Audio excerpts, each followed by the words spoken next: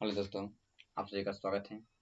आज हम लोग क्लास 10th के संस्कृत का मॉडल सेट नंबर 12 देखेंगे, जो एग्जाम के लिए काफ़ी महत्वपूर्ण है। इससे एग्जाम में कम से कम 5 क्वेश्चन पूछे जाएंगे। इस मॉडल सेट से कम 5 क्वेश्चन पूछे जाएंगे। चलिए देर न करते शुरू करते हैं। यदि आप लोग चैनल पर नए, चैनल को सब्सक्राइब जरूर कर लीजिएगा। चलिए पहले क्वेश्चन की ओर। महत्तरा भिक्षा याचे, ऐसा किसने कहा? मतलब महत्तम भिक्षा मांगी, मैंने बड़ा जो है बड़ा हमको भीख दीजिए, इसने किसने कहा? महत्तम भिक्षा आचे। महत्तम भिक्षा आचे जो है किसने कहा था? तो महत्तम भिक्षा आचे किसने कहा? तो शक्र ने। किसने कहा था? शक्र ने। किसने कहा था? शक्र ने। चलिए आगे बढ़ते हैं। कह रहा है कि कर्णस्य दानवीरता पाठ के कवि कौन है? कर्णस्य दानवीरता पाठ के जो है वो कवि कौन है? तो कौन है? तो भास। कौन है? भास। चलिए आगे बढ़ते हैं अगले क्वेश्चन की ओर। कर्णस्य दानवीरता पाठ किस ग्रंथ से संकलित है? कर्णस्य दानवीरता पाठ जो है वह किस ग्रंथ से संकलित है? किसे है? कर्णभार से। किसे है? कर्णभार से। चलिए आगे बढ़ते हैं। भास के कितने नाटक हैं? भास के जो है कई नाटक हैं? भास के जो है कितने नाटक हैं? चलिए, तो भास के कितने नाटक हैं? तो 13। भास के कितने नाटक हैं? 13 नाटक हैं। चलिए आगे बढ़ते हैं अगले क्वेश्चन की ओर। कर्ण जो है किसके पक्ष से युद्ध लड़ रहा था? कर्ण जो है किसके पक्ष से युद्ध लड़ रहा था? किसके पक्ष से लड़ रहा था? कौरव। किसके पक्ष से लड़ रहा था? कौरव के पक्ष से लड़ रहा था।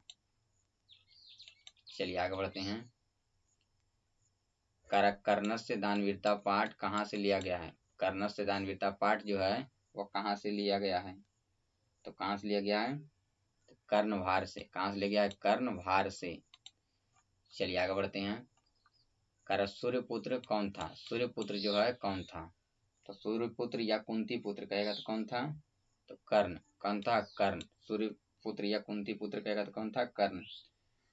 सूर्यपुत्र या कहेगा कुंती पुत्र कौन था? तो कर्ण था। कौन था? कर्ण था। चलिए आगे बढ़ते हैं। ब्राह्मण के रूप में कौन प्रवेश किया? ब्राह्मण के रूप में जो है कौन प्रवेश किया था? कौन आया था? तो कौन आया था? तो इंद्र। कौन आए थे? इंद्र आए थे। चलिए आगे बढ़ते हैं अगले क्वेश्चन की ओर। कवच और कुंडल किसके पास था? कवच और कुंडल जो है वह किसके पास था? किसके पास था? तो कर्ण के पास। किसके पास? कर्ण के पास। चलिए आगे बढ़ते हैं। कर्ण किसका पुत्र था? कर्ण जो है किसका पुत्र था? किसका था? कुंती का। किसका था? कुंती पुत्र था। कुंती का पुत्र था। चलिए आगे बढ़ते हैं।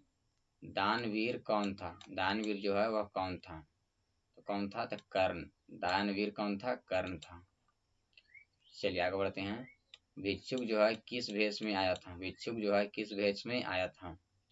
भिक्षुक जो है किस भेष में आया था? तो ब्राह्मण। किसके भेष में आया था? ब्राह्मण के भेष में।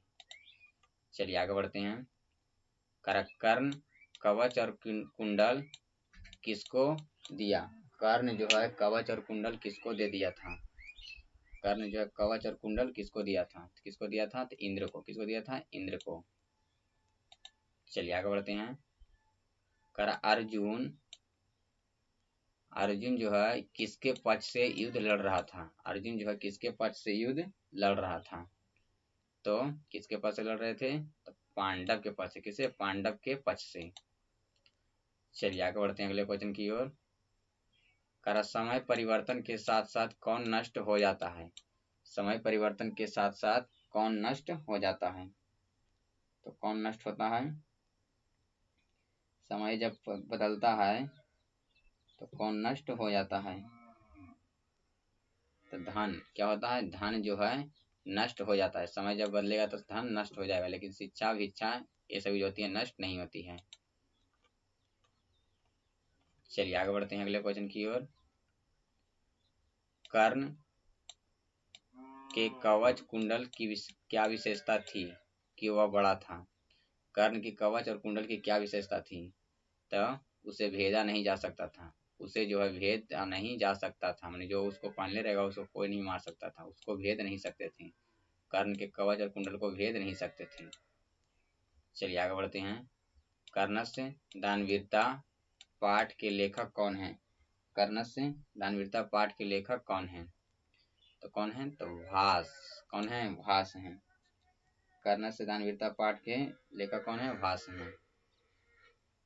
चलिए आगे बढ़ते हैं अगले क्वेश्चन की ओर।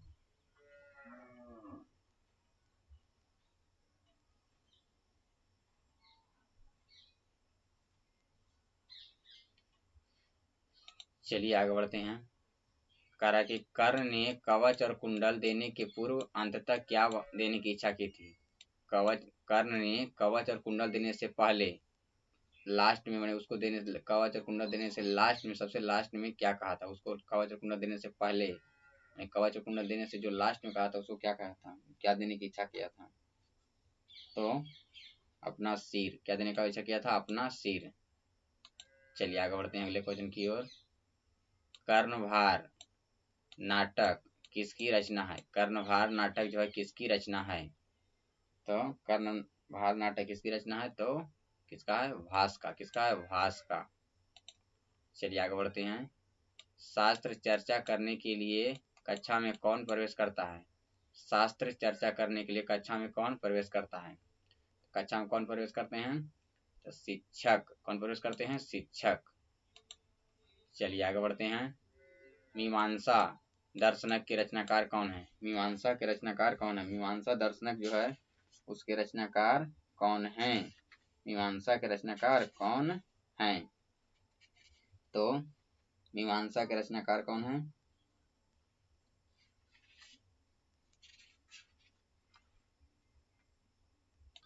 चलिए तो कौन हो जाएंगे? तो जयमिनी। कौन हो जाएगा? जयमिनी। मीमांसा का रचनाकार कौन है? दर्शन का रचनाकार जयमिनी।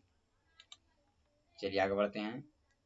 निरुक्त का अर्थ क्या है? निरुक्त का अर्थ जो है वह क्या है? तो निरुक्त का अर्थ क्या है? तो तत्वबोध। क्या है? तत्वबोध। चलिए आगे बढ़ते हैं अगले क्वेश्चन की ओर। ऋषि गौतम ने किस दर्शन की रचना की? ऋषि गौतम ने किस दर्शन की रचना किया था? ऋषि गौतम ने। कौन? ऋषि गौतम ने। तो गौतम ने किसका रचना था? तो न्याय दर्शन। किसका? न्याय दर्शन को। ऋषि गौतम ने किसको रचना किया था? न्याय दर्शन का। चलिए आगे बढ़ते हैं अगले क्वेश्चन की ओर। शास्त्र जो है किसके लिए कर्तव्य और अकर्तव्य का विधान करते हैं? शास्त्र किसके लिए, शास्त्र जो है किसके लिए कर्तव्य और अकर्तव्य का विधान करता है? तो मानवों के लिए। किसके? मानवों के लिए।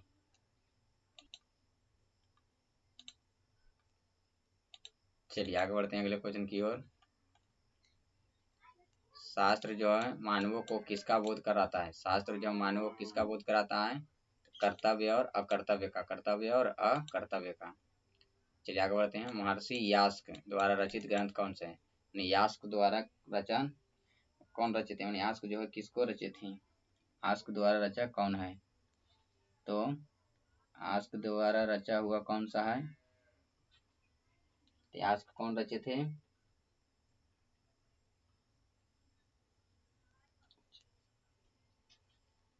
तो निरुक्त। कौन रचित है? निरुक्त। यास्क द्वारा रचल कौन है? तो निरुक्त। कौन है? निरुक्त। चलिए आगे बढ़ते हैं अगले क्वेश्चन की ओर। निरुक्त। कौन है? निरुक्त। चलिए आगे बढ़ते हैं। कर्म कांड ग्रंथ किस शास्त्र के अंतर्गत आता है? कर्म कांड ग्रंथ जो है वह किस शास्त्र के अंतर्गत आता है? किसके अंदर आता है? कर्म कांड जो है किसके अंतर्गत आता है?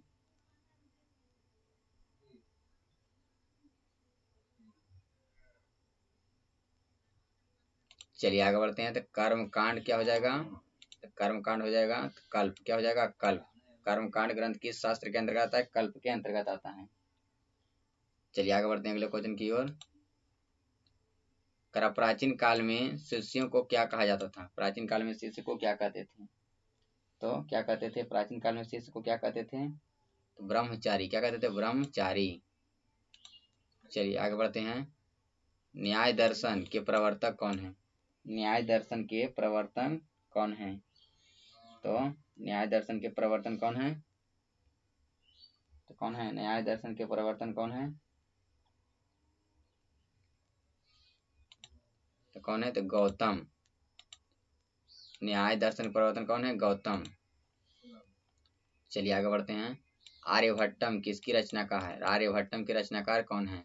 तो आर्यभट्ट। आर्यभट्टम के रचनाकार कौन है? आर्यभट्ट। कौन है? आर्यभट्ट। चलिए आगे बढ़ते हैं।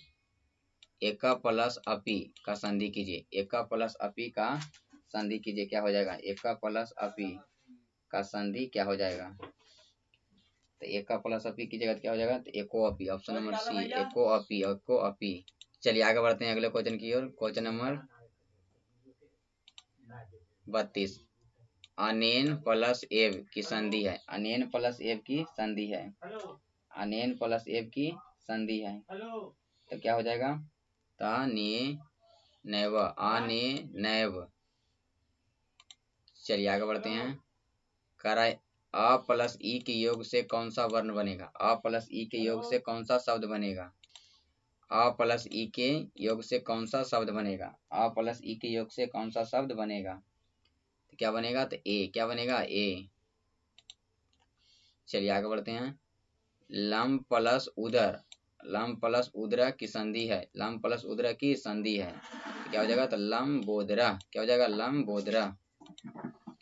चलिए आगे बढ़ते हैं। ई प्लस आ के योग से कौन सा वर्ण बनेगा? ई प्लस आ के योग से कौन सा वर्ण बनेगा? ई प्लस आ के योग से कौन सा वर्ण बनेगा? तो क्या बनेगा? तो या। क्या बन जाएगा? आ। चलिए आगे बढ़ते हैं अगले क्वेश्चन की ओर। री प्लस अ के योग से कौन सा वर्ण बनेगा? री प्लस अ के योग से कौन सा शब्द बनेगा? तो र। क्या बनेगा? र। चलिए आगे बढ़ते हैं अगले क्वेश्चन की ओर। री प्लस अ के योग से कौन सा वर्ण बनेगा? री प्लस अ के योग से कौन सा शब्द बनेगा? क्या बनेगा? तो ल। क्या बनेगा? ल। चलिए आगे बढ़ते हैं। औ प्लस अ के योग से कौन सा वर्ण बनेगा? औ प्लस अ के योग से कौन सा बनेगा? तो आब। क्या बनेगा? आब। चलिए आगे बढ़ते हैं। चंद्र प्लस उदय की संधि होगी। चंद्र प्लस उदय की संधि होगी, तो क्या होगा? चंद्रोदय। चंद्रोदय। चंद्रोदय। ऑप्शन नंबर पहला। चलिए आगे बढ़ते हैं। अ प्लस उ के योग से कौन सा वर्ण बनेगा? अ प्लस उ के योग से कौन सा वर्ण बनेगा? अ प्लस उ के योग से कौन सा वर्ण बनेगा? तो ओ। क्या बनेगा? ओ। आप लोग को यह वीडियो कैसा लगा? कमेंट करते हैं। मिलेंगे अगले वीडियो में।